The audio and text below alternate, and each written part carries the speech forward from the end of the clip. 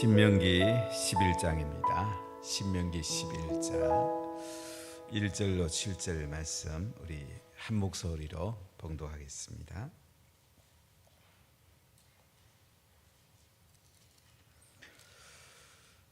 그런즉 내 하나님 여호와를 사랑하여 그가 주신 책무와 법도와 규례와 명령을 항상 지키라. 너희의 자녀는 알지도 못하고 보지도 못하였으나 너희가 오늘날 기억할 것은 너희 하나님 여호와의 교훈과 그의 위엄과 그의 강한 손과 표신발과 애굽에서 그 왕 바로와 그 전국에 행하신 이 이적과 기사와 또 여호와께서 애굽 군대와 그 말과 그 병거에 행하신 일, 곧 그들이 너희를 뒤쫓을 때에 홍해 물로 그들을 덮어 멸하사 오늘까지 이른 것과 또 너희가 이곳에 이르기까지 광야에서 너희에게 행하신 일과 루벤 자손 엘리압의 아들 다단과 아비람에게 하신 일, 곧 땅이 입을 벌려서 그들과 그들의 가족과 그들의 장막과 그들을 따르는 온 이스라엘의 한가운데에서 모든 것을 삼키시 하신 일이라. 너희가 여호와께서 행하신 이 모든 큰 일을 너희의 눈으로 보았느니라. 아멘. 여호와께서 하신 큰 일들을 너희가 눈으로 보았다, 이렇게 말씀을 하고 있습니다. 하나님의 큰 일을 본 사람들은 또 삶으로 하나님의 큰 일을 담아낼 때에 행복하고도 아름다운 인생을 살 수가 있습니다. 풍성한 인생을 살 수가 있습니다.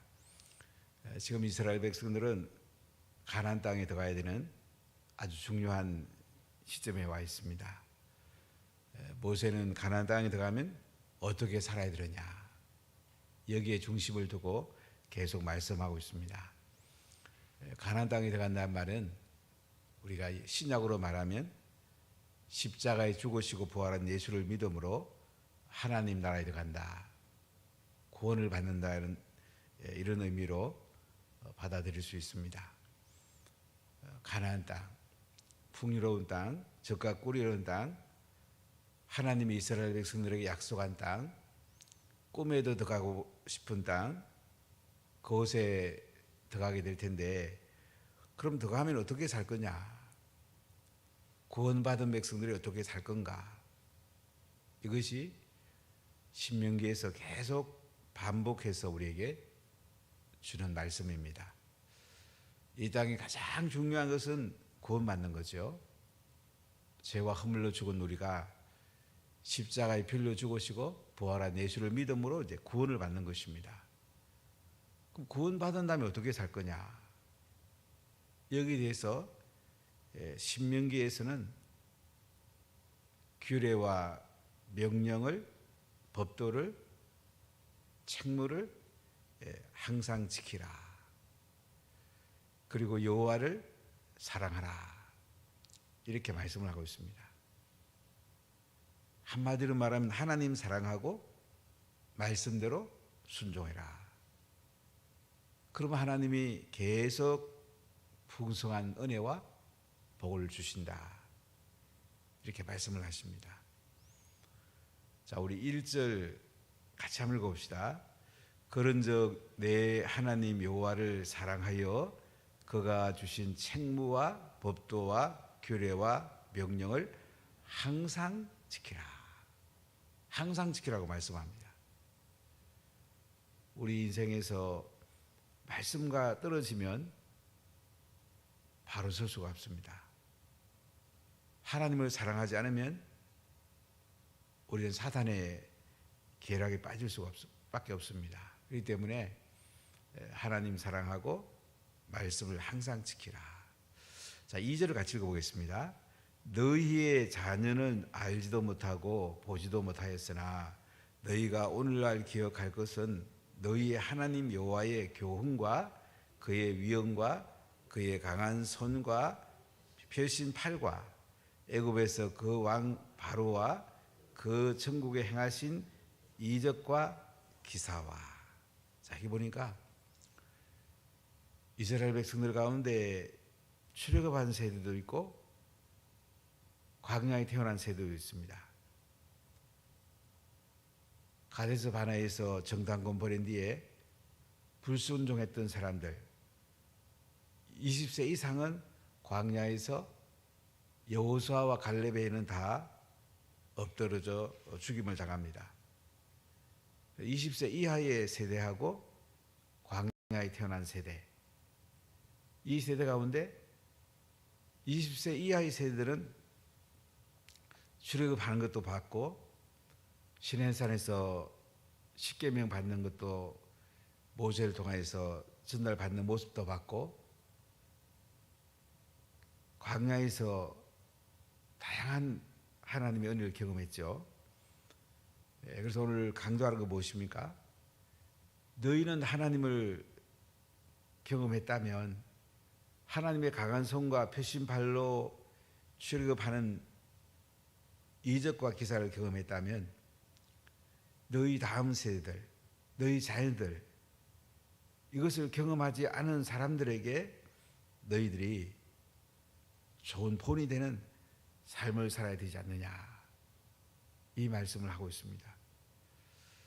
어느 날 어떤 분하고 이런 얘기를 웃으면서요.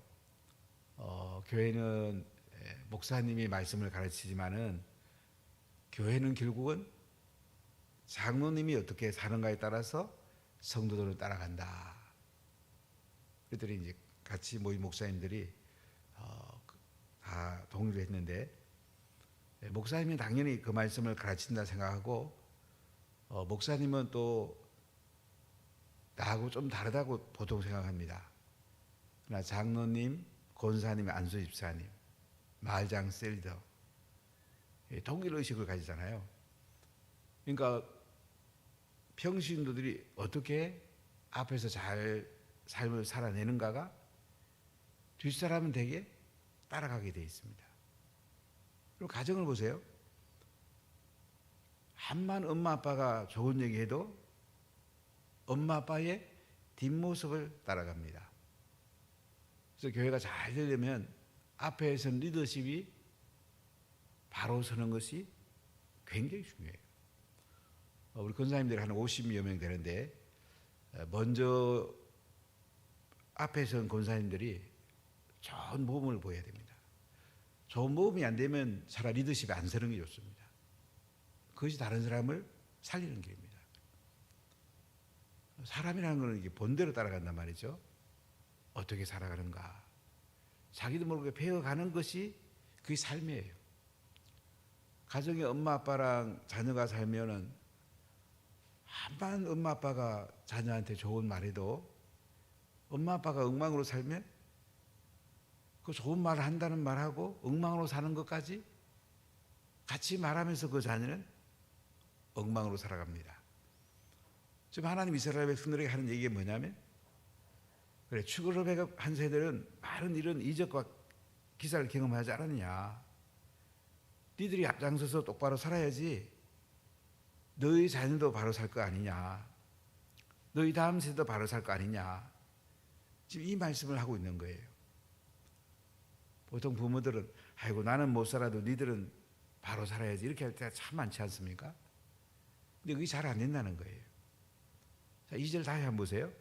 너희의 자녀는 알지도 못하고 보지도 못하였으나 너희가 오늘날 기억할 것은 너희 하나님 여호와의 교훈과 그의 위엄과 그의 강한 손과 펴신 팔과 애굽에서 그 왕 바로와 그 천국에 행하신 이적과 기사와 또 여호와께서 애굽 군대와 그 말과 그 병거에 행하신 일, 곧 그들이 너희를 뒤쫓을 때에 홍해의 물로 그들을 덮여 멀어사 오늘까지 이런 것과 또 너희가 이곳에 이르기까지 광야에서 너희에게 행하신 일과, 그러니까 출애굽의 그 하나님이 행하신 일, 광야에서 하나님이 행하신 일, 이것을 앞에 선 세대는 보지 않았냐 이거죠. 그러면 그 반대로 우리의 삶에 변화가 있어야 되고 그 하나님의 놀라운 일들을 경험한 대로 말씀을 살아낼 때에 너희 자녀와 다음 세대들도 따라올 것이 아니냐. 이 말씀을 하고 있습니다.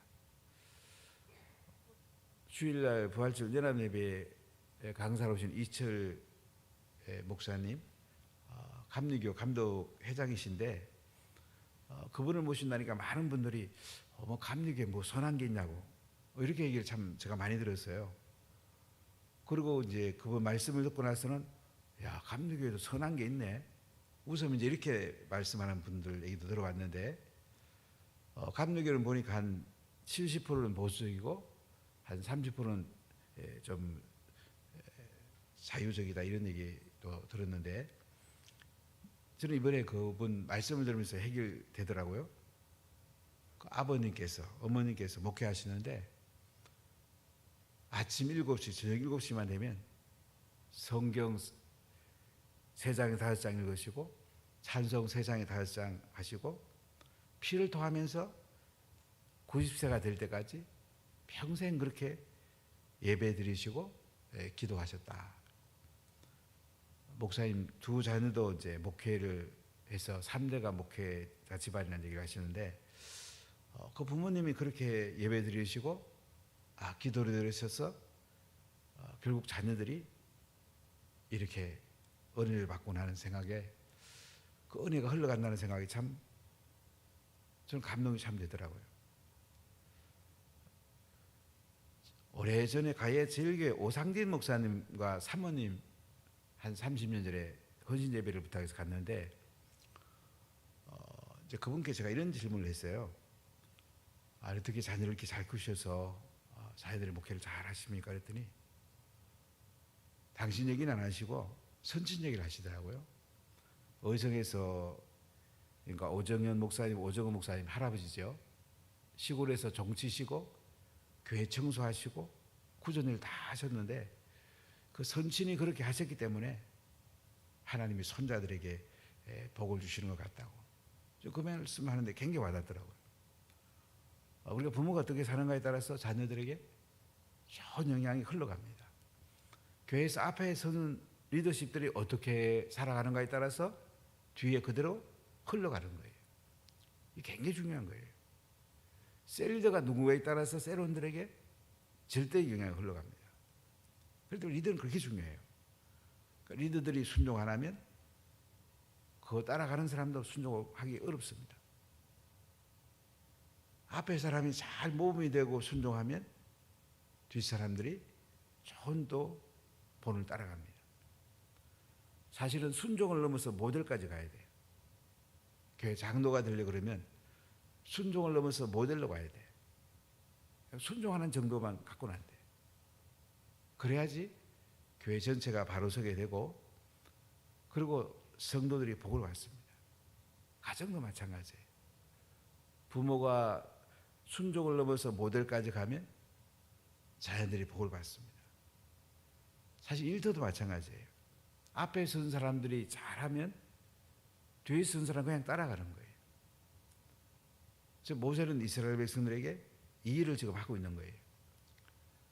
그래서 너희들이 출애굽할 때에 홍해가 갈라지는 것도 보고 광야에서 구름기둥, 불기둥을 따라서 온 것도 보고 만나와 메추라기 먹은 것도 보지 않았냐 이거죠. 하나님 한 일들 보지 않았냐 이거예요.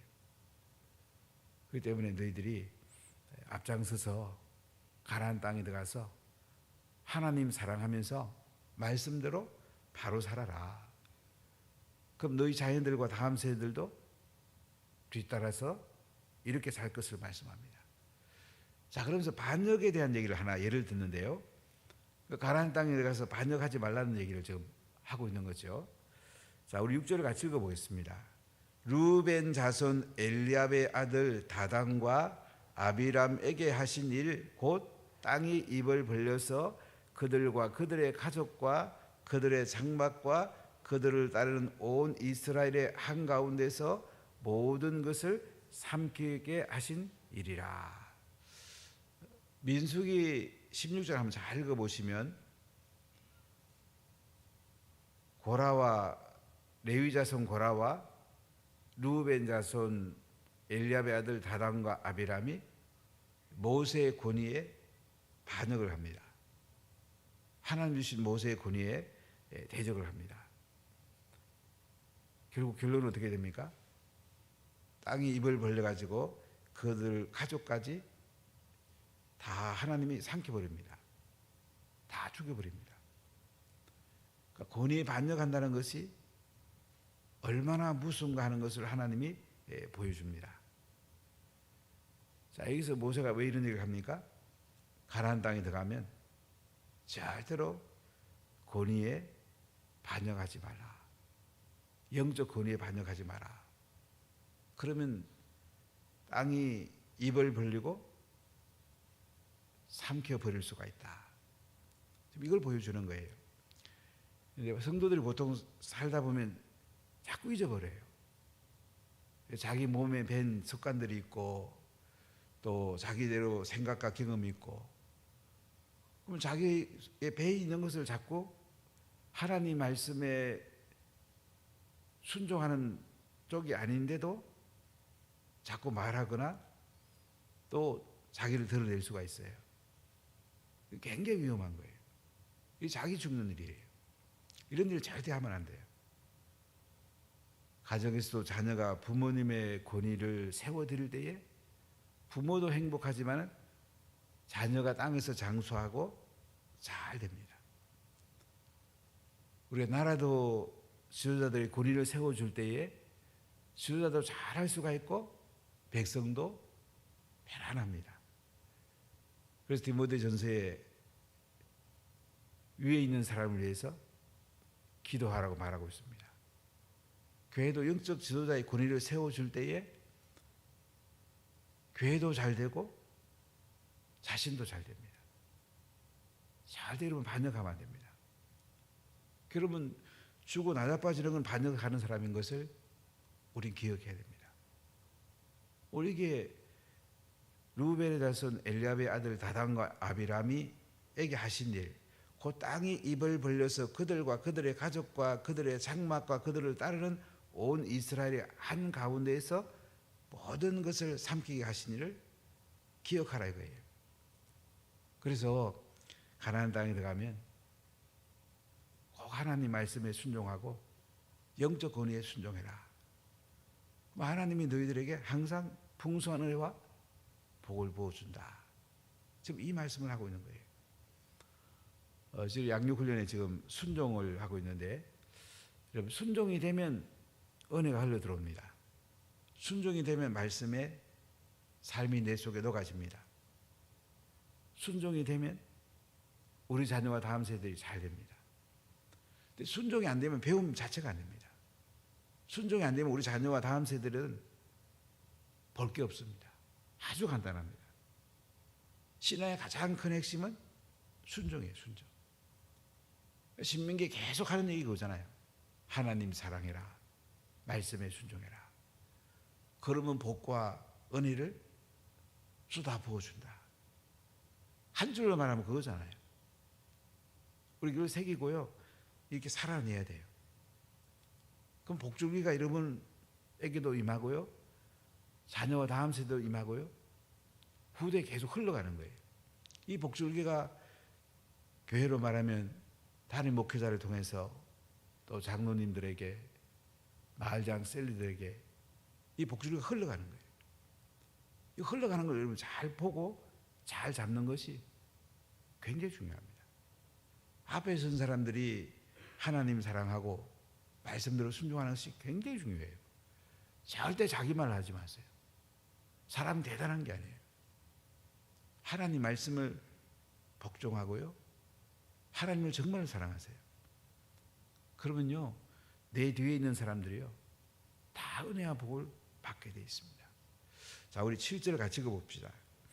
너희가 여호와께서 행하신 이 모든 큰 일을 너희의 눈으로 보았느니라. 여호와께서 행하신 모든 큰 일을 너희의 눈으로 봤다 이거예요. 출애굽 한 세대 가운데 20세 미만들이 지금 모압 평지에 앉아서 모세의 이 말씀을 들으면서 가나안 땅에 들어가야 될 텐데 너희들 눈으로 봤지 않냐 이거야. 눈으로 직접 본 너희들이 앞장서서 몸을 보이라 이거예요. 그럼 눈으로 안 본 광야에 태어난 세대도 니들을 따라서 가나안 땅에서 하나님께 잘 순종할 거 아니냐. 그럼 자자손손 복 받을 거 아니냐. 이 말씀이에요. 사랑하는 여러분, 참 60세 넘은 세대들은 고생도 참 많이 하고 참 힘든 시기를 살아왔잖아요. 그러나 이제 우리는 제일 중요한 게요, 이 말씀에 순종하면서 이 흐름을 흘러보내는 거예요. 불순종을 흘러보내면 안 돼요. 하나님을 사랑하면서 흘러보내는 거예요. 그럼 같이 복을 받는 거예요. 이게 가정이고 교회고 나라입니다. 꼭 이 복줄기를 흘러보내면 좋겠고요. 꼭 자기 얘기 정말 안 하면 좋겠어요. 자기 얘기하면 도움 한 개도 안 돼요. 꼭 하나님 말씀을 이야기하고 하나님 사랑했던 은혜를 나누고 하나님의 영광이 내 속에 경험됐던 거, 눈으로 봤던 거, 이런 걸 나누세요. 그럼 다 은혜를 받게 돼 있고요, 다 복을 받게 돼 있어요. 그렇게 우리가 살아야 되지 않겠습니까? 지금 모세는 가나안 땅에 들어가는 이스라엘 백성들이 어떻게 살 건가? 눈으로 선하게 다 보이잖아요. 이거 수없이 강조하죠. 또 반복하고 또 반복하고. 니들 가나안 땅에 들어가면 하나님 사랑해야 돼. 규례와 명령 항상 지켜야 돼. 지금까지 40년 동안 살아온 거 한번 생각해 봐. 그리고 앞에 선 사람들이, 하나님을 경험한 사람들이 바로 서야 돼. 그래 뒷세대들이, 뒤따라가는 네 자녀와 다음 세대들이 은혜와 복을 받지. 수도 없이 강조하죠. 얼마나 반복합니까? 정말 운하기가 잘 됐으면 좋겠고, 여러분들의 이런 은혜와 복이 임하기를 예수님 이름으로 간절히 축복합니다. 기도합시다. 하나님 감사합니다.